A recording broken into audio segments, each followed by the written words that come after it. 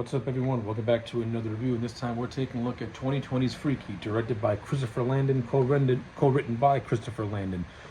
Freaky is basically what happens when you have Freaky Friday, a body switching movie, but only with a horror twist. So yeah, that's basically the plot line of Freaky. It's basically Freaky Friday only as a horror movie. Now, how did this thing hold up? I found Freaky to be highly entertaining, a highly entertaining horror slasher. I thought this movie was a lot of fun. It's not perfect. It has things in it that I don't really care for, particularly some characters and a lot of dialogue. But as an overall whole, I thought this movie was a lot of fun. I thought it was a lot of fun. I thought it was clever in a lot of moments, and I liked the performances. The performances of Vince Vaughn and Catherine Newton really hold this movie together. And for example, like when Vince Vaughn is pretty much portraying the character of Millie, he acts like a teenage girl. But I like how he's not too over the top with it, and how he's not too comical with it. Like, it's comical, but in a dark sense of humor. But he's still relatively playing it straight. It's not like how Jamie Lee Curtis played Lindsay Lohan in Freaky Friday. At least Vince Vaughn brought the comedy, but he didn't overdo it. But he did it in a way where a teenage girl would react to being in a grown man's body. It'd be really weird, seeing different things from a different perspective. I like how Vince Vaughn was able to portray that without being too ridiculous with it. Same goes to Catherine Newton when she's mimicking Vince Vaughn's character as the Blissfield Butcher. She comes across as very creepy and very just stoic. But at the same time, when the Blissfield murderer is channeling the teenage girl to throw people off his scent, it works, and I like it a lot. In addition to that, I also like how their individual characters are. Like, I like Vince Vaughn as the Blissfield Butcher. Like, the first 8 minutes of this movie feels like a Friday the 13th movie, and Vince Vaughn has that right amount of creepiness and intimidation to him. Like, if you were to ever cast an actor as Jason for Friday the 13th, Vince Vaughn, to me, would be perfect.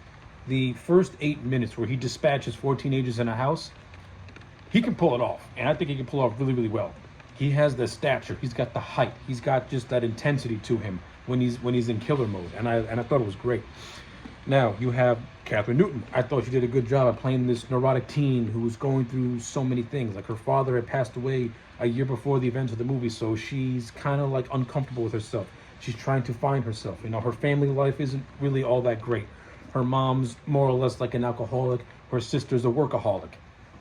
And she's just a teenage girl trying to get through high school life, and she's getting abused left and right from kids, from teachers, especially a woodshop teacher played by Alan Ruck, who meets a very, very fun demise when Vince Vaughn Millie dispatches him later on in the movie.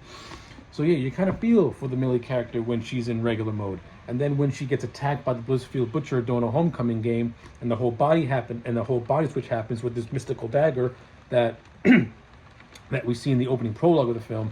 That's where the fun really starts to. To me, this movie starts to really kick in at the half-hour mark when the body swap happens, because that's where this movie really starts to have a lot. I like the scene where Vince Vaughn is like trying to convince Millie's friends that he is actually the real Millie, trapped inside this man's body.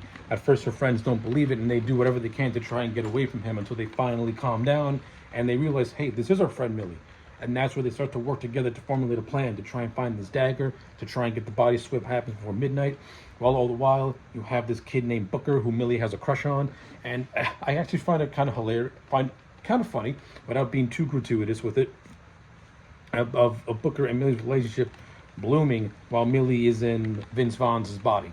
Meanwhile, Millie, who is being possessed by the killer, she's doing a bunch of crazy shit, killing off students who bullied her, killing off the Alan Ruck character that I mentioned earlier in a very fitting demise where he gets stabbed in the neck with a screwdriver and then a saw blade rips him in half in a very gory scene. That was a lot of fun.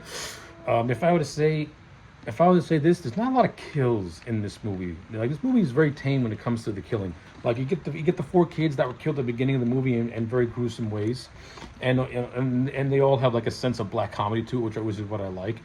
But once Millie becomes the killer, I think she only kills maybe 2 people while in Millie mode, and that's about it.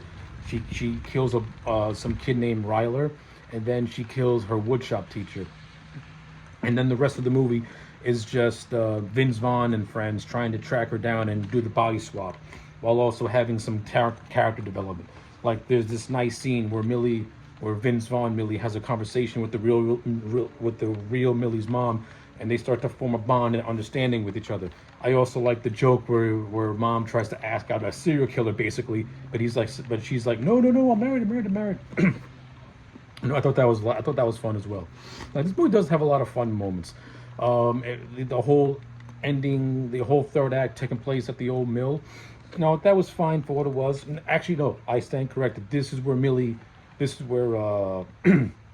where girl killer actually gets body count a little bit. I think she dispatches 3 bullies who try to date rape her, and she just takes them out in rapid succession. Yeah, so that was fun. Then you get the whole chase in the mill. Then they swap bodies back again, but of course it's a fake out ending because the cops shoot the killer. And if you watch a slasher movie, the cops don't get the final shot. A cop in a slasher is either used for one thing, a fake out ending, or to pad out the body count. In this instance, it's used for a fake out ending because the real ending sees the Blissfield murderer going to confront Millie at her house, where he gets taken out by the whole trio, where Millie stabs him in it with a wooden leg. So yeah, all that stuff, I like it. Good stuff. Now, in terms of the things I don't like, there are certain dialogue scenes I didn't really care for. We have some of that modern commentary, which is whatever. You have this one character who's the gay best friend. I think he was very annoying to me. I didn't really care for him at all. I think his name was Josh. Then you have the character of Nyla, played by Celeste O'Connor. In some instances she was fine. In other instances, I found her to be kind of annoying, but more digestible than the character of Josh, who was just too much for me. And the character of Booker, who was Millie's crush, he's like a blank slate. He's a very, very forgettable stock, girl likes boy character that doesn't have anything going for him. Like, you could have made him somewhat interesting, so that way the relationship can bloom a little bit better. They do have some decent chemistry and stuff like that, but it is what it is. I'm not looking for high art in a body swapping horror movie. But for what it was, the movie's a lot of fun. I like Christopher Landon's directing. I like some of the writing. So you do got some cleverness to it. Vince Vaughn and Catherine Newton, as I say again, they make this movie work. And if this movie did not have these 2 actors, then I don't think it would be half as good as it currently stands. So, with all that being said, I'm going to give Freaky a solid 8 out of 10. I think this is an enjoyable movie and a good twist on the whole Freaky Friday concept. So yeah, let me know your thoughts in the comment sections down below. Like the video and subscribe, and I'll check you back next time for more.